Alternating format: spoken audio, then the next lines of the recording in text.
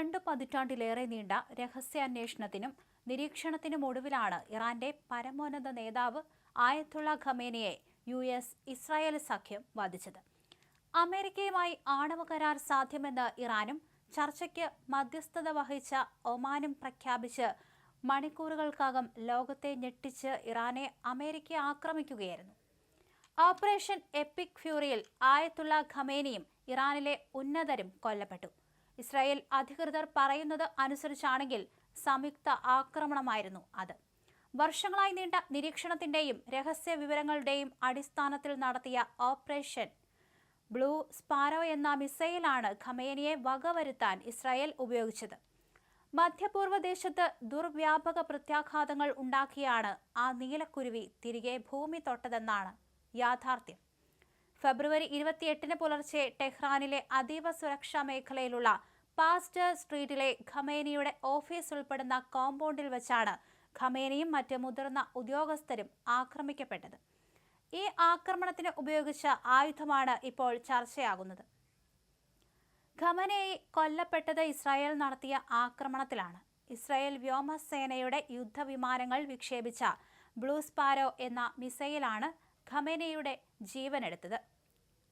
ആയത്തുള്ള അലി ഖമേനിക്കെതിരായ ആക്രമണം പെട്ടെന്നുണ്ടായ ഒന്നല്ല, മറിച്ച് ഇസ്രായേലിന്റെ സിഗ്നൽ ഇന്റലിജൻസ് വിഭാഗമായ യൂണിറ്റ് 8200 ഈ ആക്രമണങ്ങളൊക്കെ ആസൂത്രണം ചെയ്തത്.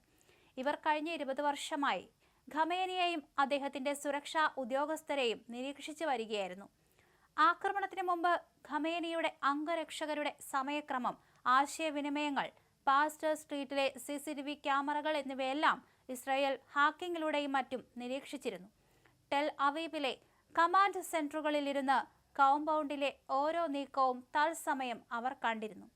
ആക്രമണത്തിന് ആഴ്ചകൾക്ക് മുമ്പ് ആക്രമണത്തെ ഭയന്ന് ഖമേനി ഭൂമിക്കടിയിലെ ആഴമേറിയ ബങ്കറുകളിലാണ് ഒളിച്ചിരുന്നതെന്നാണ് ഇസ്രായേൽ ഇന്റലിജൻസ് പറയുന്നത്. ഈ ബങ്കറിലേക്ക് എത്താൻ തന്നെ 5 മിനിറ്റോളം വേണമായിരുന്നത്രേ. എന്നാൽ രാത്രിയിൽ മാത്രമേ ഇസ്രായേൽ ആക്രമിക്കൂ എന്ന് വിശ്വസിച്ചിരുന്നതിനാൽ ഖമേനി പകൽ സമയങ്ങളിൽ ബങ്കറിൽ നിന്ന് പുറത്തിറങ്ങാറുണ്ടായിരുന്നുവെന്ന് ഇസ്രായേൽ ഇന്റലിജൻസ് പറയുന്നു. ഈ ശീലം മനസ്സിലാക്കിയ ചാരസംഘടനയായ CIA ശനിയാഴ്ച രാവിലെ ഇറാനിലെ ഉന്നത സൈനിക രാഷ്ട്രീയ ഉദ്യോഗസ്ഥർ പങ്കെടുക്കുന്ന അതേസമയം 1995 കിലോമീറ്റർ സഞ്ചരിക്കാൻ ശേഷിയുള്ള ബ്ലൂ സ്പാരോ ഇസ്രായേൽ നിർമ്മിതമാണ്. ക്വാസി ബാലിസ്റ്റിക് സഞ്ചാരപഥമാണ് മിസൈൽ പിന്തുടരുന്നത്. വിക്ഷേപണത്തിന് പിന്നാലെ അതിവേഗത്തിൽ മിസൈൽ ഭൂമിയുടെ ഉപരിതലം കടന്ന് ബഹിരാകാശത്തെത്തും. പിന്നീടാണ് തിരികെ പ്രവേശിച്ച് ലക്ഷ്യത്തിലെത്തിക്കുക. ഇത്തരത്തിൽ ഭൂമിയിൽ നിന്ന് പുറത്തു കടക്കാനും തിരികെ പ്രവേശിക്കാനും കഴിയുന്നതിനാൽ വ്യോമ പ്രതിരോധത്തെ കബളിപ്പിക്കാനും സാധിക്കും. കുത്തനെയുള്ള സഞ്ചാരപഥവും ലക്ഷ്യത്തിൽ പതിക്കുന്നതിൽ നിർണായകമാണ്. 1.9 ടൺ ഭാരവും 6.5 മീറ്റർ നീളവുമുള്ള ഈ മിസൈൽ സാധാരണ ആയുധങ്ങളിൽ നിന്ന് വ്യത്യസ്തമായി ഒരു ക്വാസി ബാലിസ്റ്റിക് പാതയാണ് പിന്തുടരുന്നത്. യുദ്ധവിമാനത്തിൽ നിന്ന് വിക്ഷേപണത്തിന് ശേഷം അതിവേഗം ഉയർന്ന് ഭൂമിയുടെ അന്തരീക്ഷത്തിന് പുറത്തു കടക്കുന്ന ഈ മിസൈൽ പിന്നീട് ലക്ഷ്യസ്ഥാനത്തേക്ക് അതിശക്തമായി കുതിച്ചിറങ്ങും.